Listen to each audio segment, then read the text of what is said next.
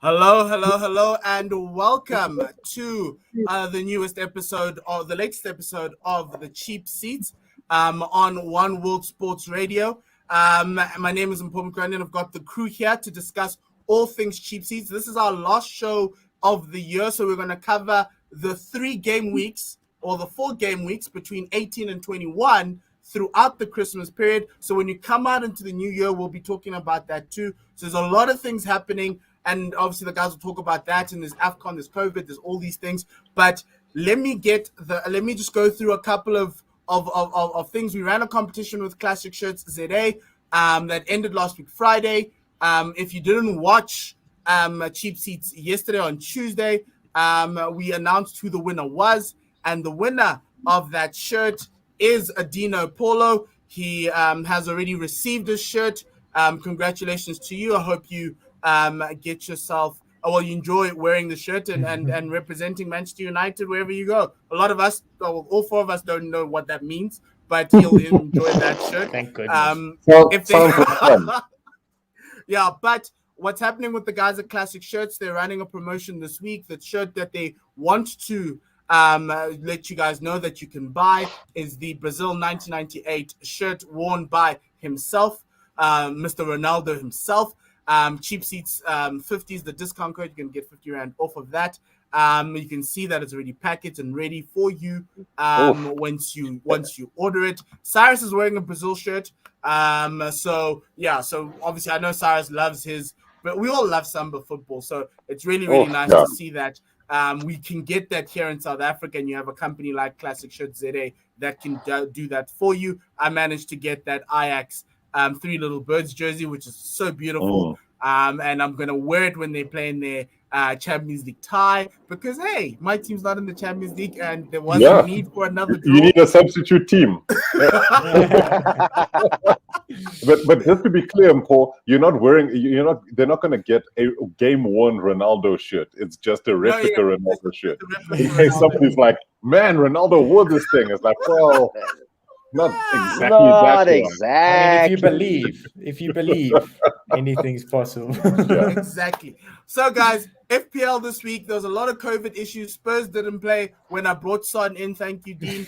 I put him on my bench. Luckily, I managed to get like 67 points. So, Jamie Vardy's not playing at Leicester, which is a problem. But... Well, Temper doesn't think it's a problem. So, Temper, how was your weekend? It was terrible. I even captained Vardy against Newcastle. But I don't expect him not to play against Tottenham. I think the problem is that he can't play 3 games in the week. So it's the Premier League. That's the UEFA the Conference League, the one that Brendan Rodgers doesn't know. Yeah. Dean knows all about that. They forfeited the I'm sorry, Paul. How was your European campaign? It was great at home. Oh, it was beautiful. We went there. I was staying at home watching. So Jamie Vardy, he's okay. He's okay. I expected to play against Tottenham, but going on with my week, it was terrible. I had 2 Tottenham players, and my keeper was Sanchez. So the Tottenham Brighton game basically destroyed me. Who was your reserve keeper? My reserve, Foster.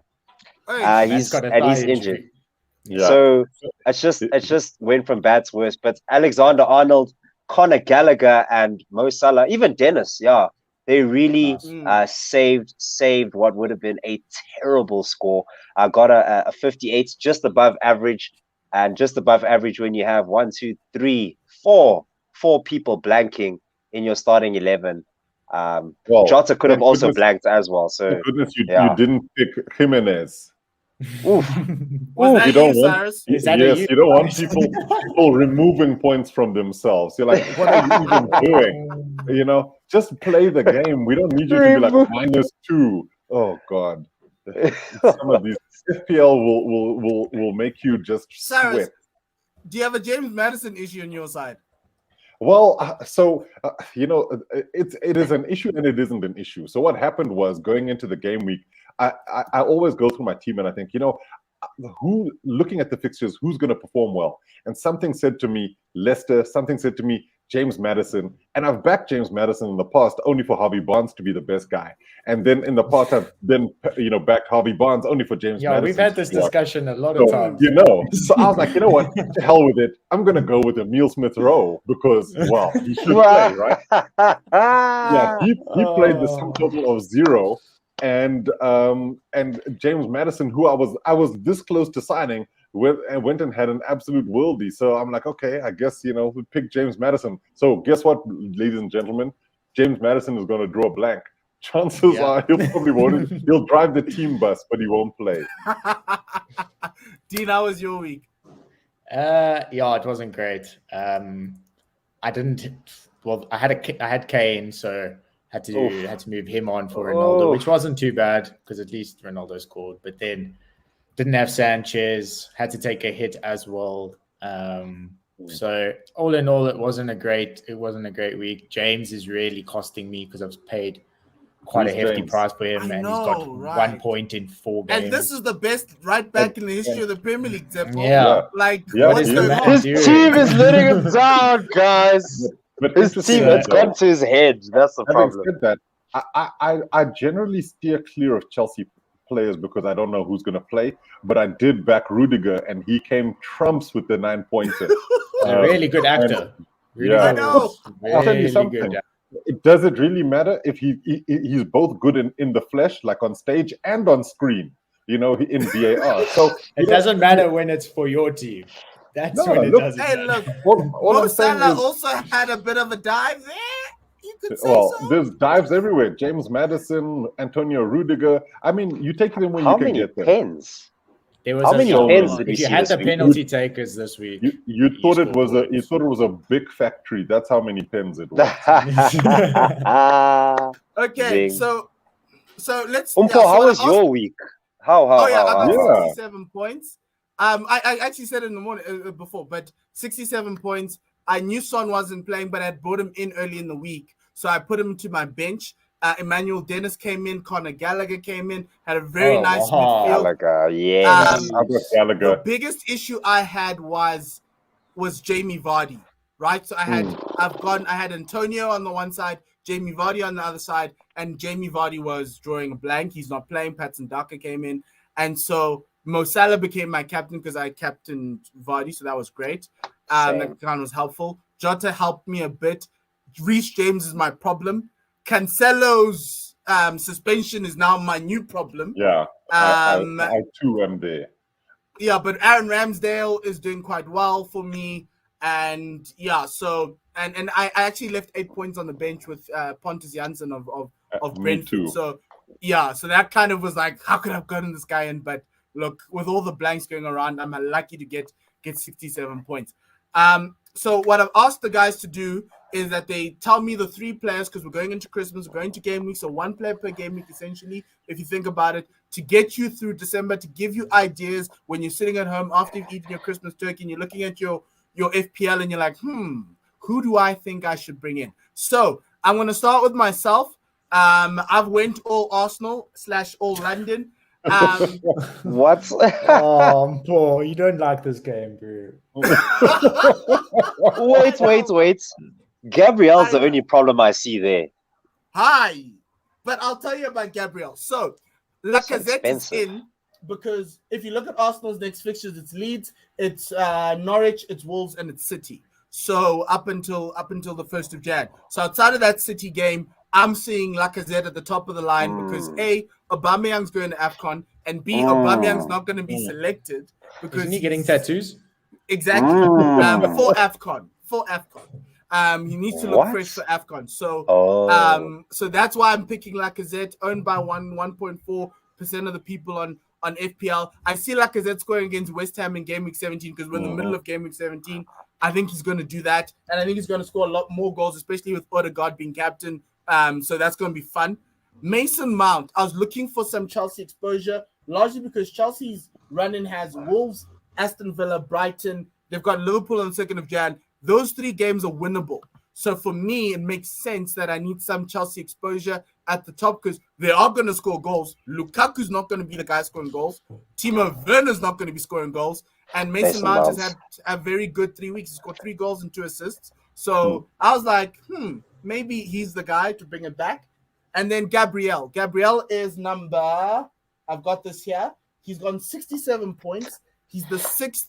He's the defender with the sixth most points in the game. He's 5.2 from a price perspective. Because I'm looking for a defender in that realm because I'm trying to go for 4-4-2 now. So I need 4 very good defenders.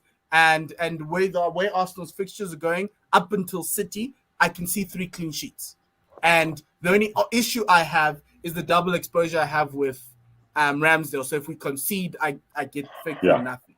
So that's the only issue that I'm having. But I'm considering him if I get a better goalkeeper. Apparently, Tepo's got a question. Yes, I do have a question. But how?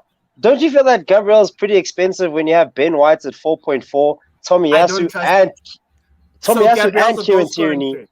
So yeah, but then Tierney's like he got like 2 12-pointers in 2 games. So yeah, you could go with that. The only problem I have with Arsenal's wingbacks the second half of the season after those games is that they've been told not to go too high. So they're not playing the triangles in the corners like they used to with the back 3, and that's my biggest issue. So if I'm going to get Tierney exposure, I need him to be crossing balls in. He hasn't been crossing a lot of balls in. He hasn't been giving much. Yes, Tierney found himself in the box the other day, and that's great. Tomiyasu as well, you could go with that.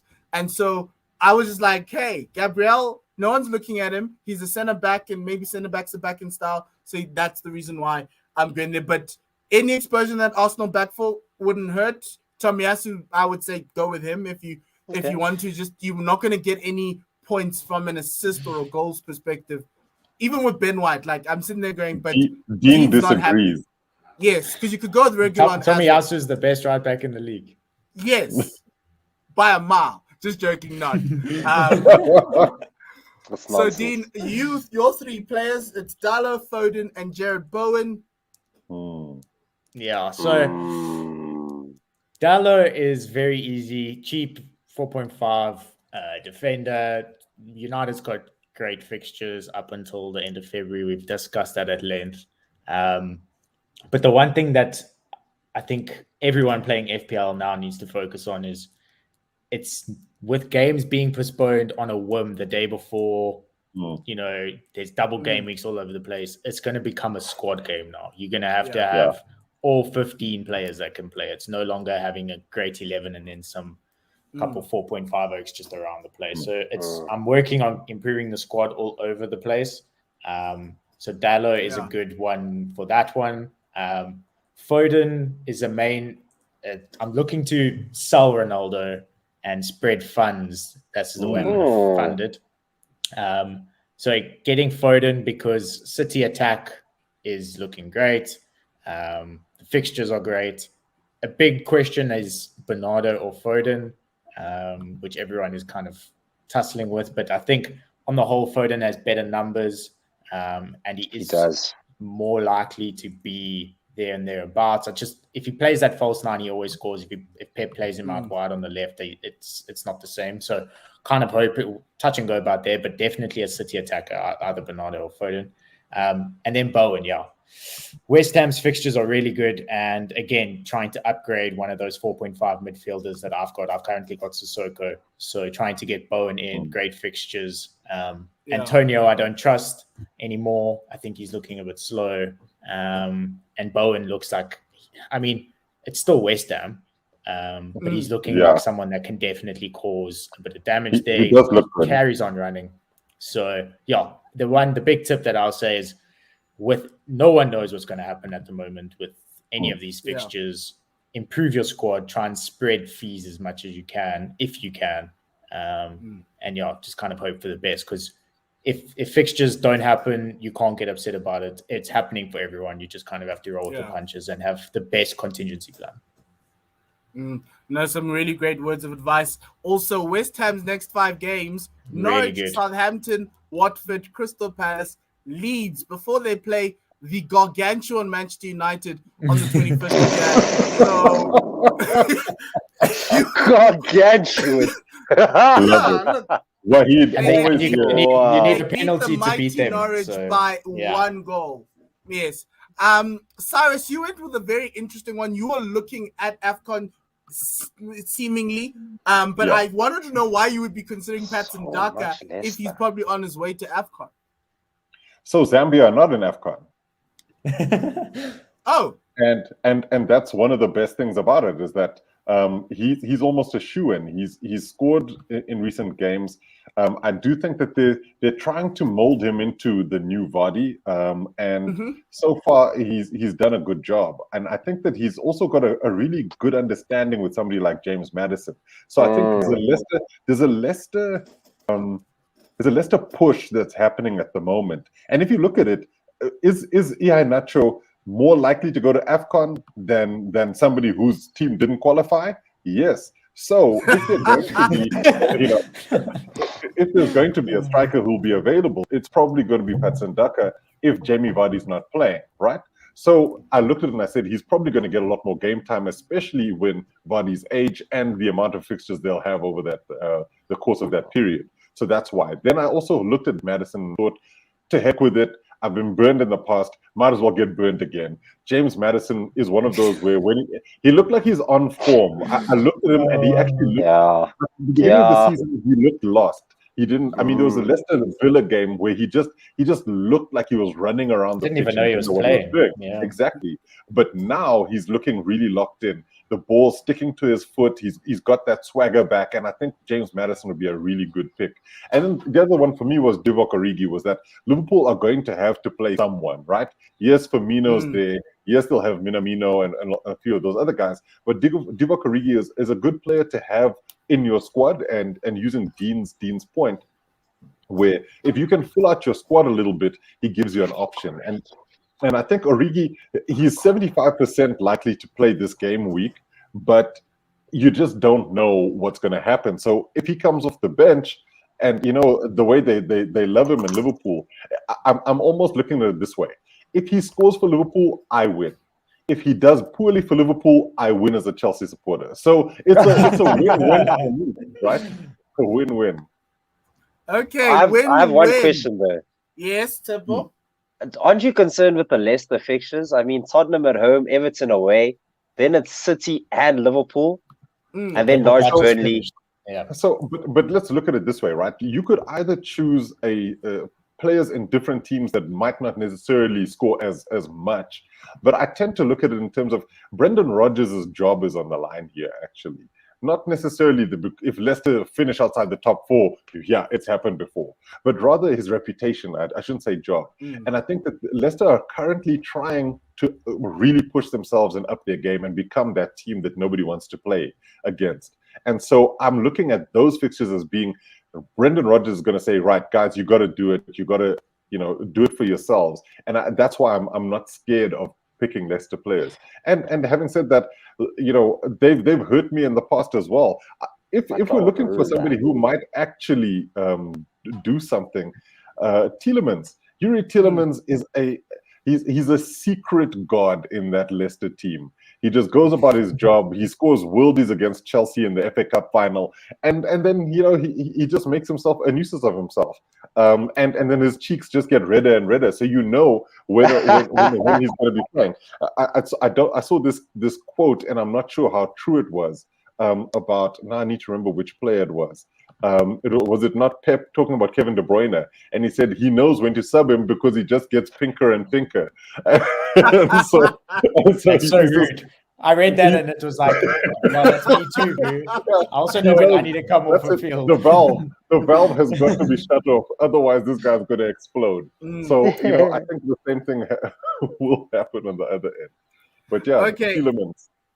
Temple, you've come through your selection. You've gone Kieran Tierney, Bernardo Silva, Jared Bowen. You're thinking around these players? Kieran Tierney, I'll start there. Yeah, Arsenal aren't looking too bad, and their run of fixtures aren't that bad either. A few good ones, a few bad ones. I'm just gonna quickly bring them up when I get a chance. But besides that, it's Leeds, Norwich, Wolves, and City on the 1st of Jan. Yeah, so it's not that bad. Leeds, Norwich, they can definitely do something, and Kieran Tierney does possess a few good crosses. I think he takes corners. So he does have the assist threat there. So I kind of look for players that are constantly in not necessarily goal scoring positions, but are getting goal involvements and corners, and he has the ability to cross, so he's good there. Bernardo Silva is the type of player that when you watch him, you're scared of not owning him because he just keeps he's so returning. Good. He just keeps returning, guys. I mean, listen to this. From game week 8, it was 11, 5, 1, 8, 8, 2, 10, 15, 6. Literally, in 8 game weeks, only 2 blanks. That is crazy. And also, in a Pep side where Pep Roulette is a problem, he's been playing 90 minutes almost every game. He didn't play the first game, didn't get 90 minutes in game week 3 and game week 5. And other than that, 90 minutes. Thanks for the jinx. You know, we're heading into Christmas. Pep is clearly like, right, I've run all of my Bernardo Silva. Since Tepo said James was the best right back in the world, he's got 1 point. Got 1 point. That's so true. That's true. Look, I'm dealing with facts here. Reece James was looking good, but you can't deny that Bernardo Silva's he's just that good. Pep Guardiola even said that he's probably one of the best players in the league as well. He said, I think he said that he was the best player in the league. So yeah. Why are Portugal so bad then? Because when you look at how many good have you seen Manchester United? They've got 2 Portuguese stars, and they're not clicking. So what are Cancelo, Jota, Fernandes, Bernardo Silva? Talent out the wazoo. I'm also confused. That's what they need. They need Nuno to take over. Nuno is right. He's had experience in Come on, Nuno. Come on, Nuno. Okay, guys. The one big thing Bowen. Why Jared Bowen quickly? West Ham's fixtures are fantastic, and he's looking the most threatening. Looking at expected goals and assists, I would have had Antonio, but he's just looking absolutely Antonio's shocking. Just a right back who plays as a striker. And I've been saying this for a long time. So you're saying next year Arthur Masuaku is going to be the striker? Yeah, it's possible. That goal against Chelsea, that was instinct. Instinct, boy. Very intentional. Very intentional. Okay. Before you go on, I do want to ask a question. West Ham assets, would Kufal be a good asset to have, considering West Ham's fixtures? Ben Johnson is injured. I think so, and I think he's lost value. But before that, I would look at Matty Cash, Aston Villa. Yeah, that's exactly what I was thinking. Aston Villa and Gerrard. He's had the most touches of any defender in the penalty area over the last 3 weeks. He's getting forward. He's 5 million, I think. He is 5 million. Targets a rotation risk. So Cash is also on my list as well. Yeah. So Kufal. Kufal has. He's coming back into. He's played 3 games of 90 minutes. Yeah, you could possibly go with him. Captain. Now, Mo Salah is going to Afcon. Sadio Mane is going to Afcon. Who are we captaining? When not Aubameyang. We're not doing that. He's also going. I'll start. I think Diogo Jota is a good captain option. I'm not sure actually. Actually, let me think about it a bit more. It's for me. It's Bernardo Silva. It's probably Ronaldo. Daka, but that rotation between Daka and Vardy is gonna bother me over Christmas. It's gonna worry me because I'd like for them to play 2 strikers, but I don't think they will. Do you go to Cristiano Ronaldo? Do you go to Kane? Yeah. Kane hasn't scored. Ronaldo. I mean, you've got Kane in your squad, so who do we? Or Trent Alexander. I got rid of Kane. He lasted 2 weeks in my team. I was like, I can't with this guy. So I had to get rid of this guy before the previous game week, but I think Heung-min Son is potentially the best captaincy option, because if Spurs are playing, he's most likely to do something. We don't know what's happening with Kane, and I think Son is just he's a lot more reliable. So that's my pick. And Spurs' fixtures look very nice with Palace, Southampton, Watford, and Arsenal after that Liverpool game on Sunday. If they're still going to play Liverpool on Sunday, that's another story. I go Watkins versus Norwich. Ooh. Okay. The only thing I will say though is Ings is now apparently back, so we don't know if Watkins is going to play through the middle or out left where Gerrard or where he played under Dean Smith, whatever. So that's the only bit of thing, but I do think Watkins is a pretty decent pick, and he's come close over the last few weeks. So I try and got so much sun here. Yeah, it's that Cape Town sunshine. Cape Town sunshine, D. Yeah, we can't see. Guys. Okay, cool. That's to make anyone jealous. Well, we've got some. I hope it doesn't rain tomorrow anyway. But okay, guys. So that's the end of it. Enjoy your Christmas. Remember, as Dean said, squad mentality. Remember, Mo Salah is leaving, so you have to transfer him out somewhere along the line. Not before Newcastle. There's no chance. There's no chance you're taking out Salah. You got him at 12.5. Now you have to pay 13.1. Not a chance. Man is sitting bench in my team. 100%. 100%. There's no way this man is leaving my team. There's no way he's leaving my team. There's no way. There's no way. How are you doing the whole Mo Salah thing? No. We just said goodbye. But I'm not intrigued because Simpo's keeping Mo Salah. No ways. There's no way I'm shipping out Mo Salah. I'd definitely spend money on the bench. I'll do everything to keep him in because just getting him back is going to be it's going to be quite a challenge. So unless he starts getting sold like big time and his value starts going down, different story. But if his value is not going down, then I'm not going to sell him. There's no way. Okay, thanks, Simple. Actually, that's a very interesting tidbit there. Thank you for the rest of us, because we'll wait. Feels like a hospital pass. That's all I'm saying. That's part of his way of trying to climb up the ranks. Mo Salah, don't captain him. I mean, Liverpool are only playing Newcastle. Yeah. Terrible.